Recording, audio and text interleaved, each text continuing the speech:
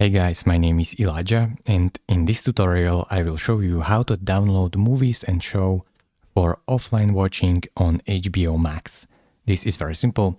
First thing you will have to do is to pick a show that you want to watch offline. Then click on it, and you should be able to see download button right here. If you don't see this download button right here, then you are probably have picked some series.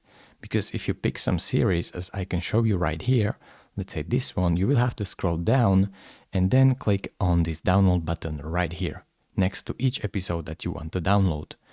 If you want to see your downloads, simply go down here and click on this download section, and here you should be able to see what is downloading and what has been already downloaded.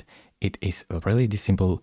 Thank you very much for watching. If this video was helpful to you, consider subscribing and liking this video, and I will see you in the next tutorial.